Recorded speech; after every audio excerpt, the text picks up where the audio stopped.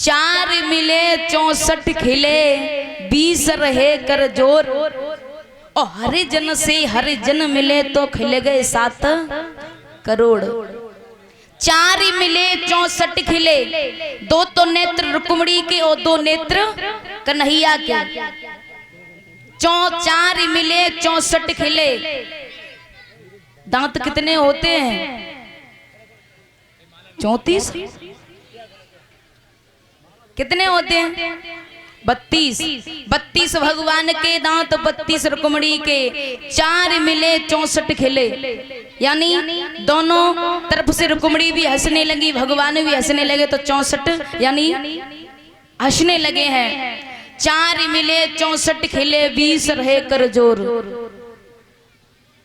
20 रहे कर जोर। अपने हाथ में कितनी उंगलियां हैं? 10, और 10 रुक्मिणी की हो गई। 20 रहे कर जोर। हरिजन से हरिजन मिले तो खिले गए 7 करोड़। हरिजन एक दूसरे से जब मुलाकात हुई, हरिजन कहा गया है भगवान का भक्त। जब रुक्मिणी और भगवान कन्हैया का मिलन हुआ तो खिल गए 7 करोड़।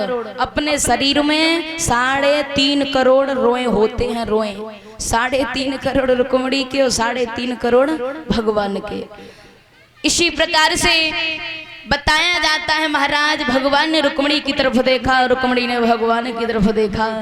रुक्मिणी ने वही हाथ उठा दिया है जिसमें कंगन बंधा हुआ है। एक आगे बढ़े और रुक्मिणी एकदम से जब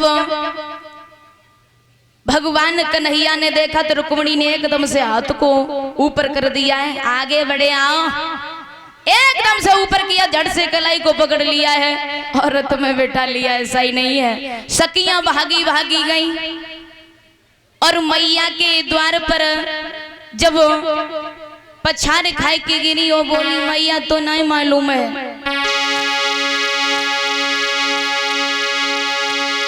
कि मैया रे मैया मन पकड़ कलैया और लठ में नहीं बैठा।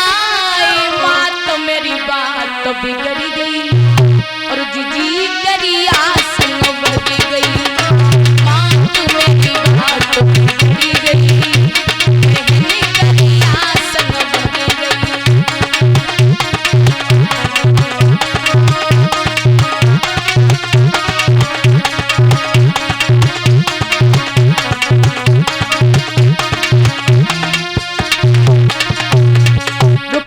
सभी सखियां महाराज भीष्म के द्वार पतड़ा को खाई के गिरी। मैया गजब हो गया। अरे मैया तेरी लली अति वो कौकारे के साथ में चली गई। बन तो नाक कटा के रख दी अब बहु वो रुक्मिणी दी तुम्हारी करिया संग सिधारी।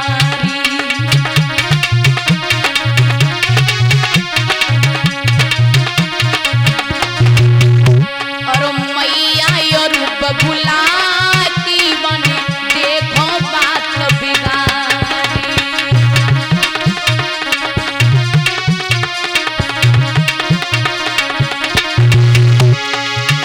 अरे मैया री बन पकड़ी कलैया और तीनों हाथ उठाई अचक वो तो रथ में चढ़ गई। तेरी बात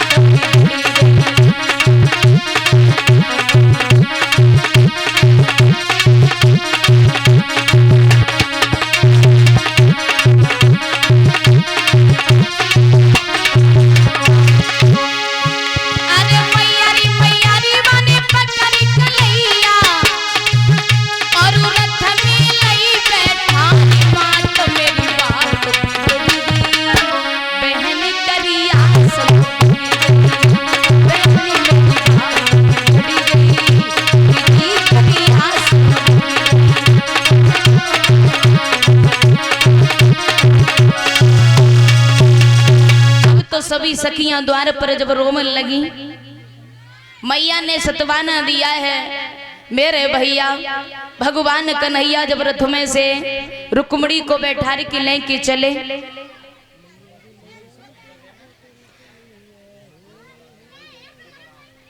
जब रुक्मिणी को लेके चले हैं, रुकुम को मालूम हुआ कि वो कन्हैया मेरी बहन को ले गया, सारी फौजों को भेज दिया है कि जाओ उसको घेर लो जा करके।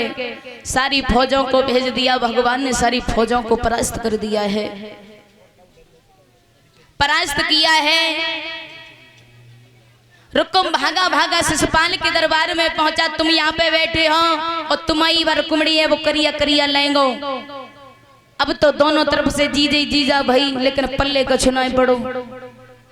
मेरे भैया उधर में भगवान आगे बढ़ते जा रहे हैं तो रुकुम पीछे पीछे भागता हुआ जा रहा है। सुन ले और एक कन्हैया, अरे तूने माखन चुराने का धंधा किया, लेकिन ये स्त्री चुराने का कब से धंधा सीख लिया है? अरे तूने आज चूना चाट लिया है, तुझे पता नहीं है मैं भी निहत्ता हूं और तू भी निहत्ता है, लेकिन एक बात नहीं पता है तुझे, मैं तुझे जिंदा नहीं छोड़ूंगा। रुकुम आगे बढ़ा है, भगवान कन्हैया उधर से रथ में खड़े हो गए और रुकुम पास में आ गया है और बोला है मैं तुझे जिंदा नहीं छोड़ूंगा। आज तूने मेरी बहन का हरण किया तो किया कैसे? मेरे भैया भगवान को क्रोध आया, एकदम से जब रुकुम के गले वाल को पकड़ा है तो रुक्मिणी पैरन में गिर गई और बोली, साजन तुम्हें नहीं मालूम है, मेरे भैया को मत मारो। आज मैं अपने भैया के प्राणों की भीख मांग रही हूँ, क्योंकि अगर मेरे भैया को तुमने मार दिया तो ये लोग क्या कहेंगे कि भैया को मार करके तब ससुराल के लिए गई। इसलिए मेरे माथे पर कलंक का टीका मत लगाओ प्रभु, मत लगाओ। इस प्रकार से वंदना की है रुक्मिणी ने, तो भगवान ने छोड़ दिया है। रुकुम का अपमान कर दिया है मेरे भैया। रुकुम अपमान के कारण कुंदनपुर में नहीं गया, अलग से भोजकट नाम की नगरी बसाई है, उसमें रहने लगा है। भगवान चले जा रहे हैं, उधर से बड़े भैया बलराम आ रहे हैं और बोले, अरे कन्हैया रे इतनी सुगड़ नारी को कहां से ले आए? तो भगवान कन्हैया बोले, दादा तुम्हें नहीं मालूम है। तो बलराम बोले, लाला कन्हैया का जवाब दो।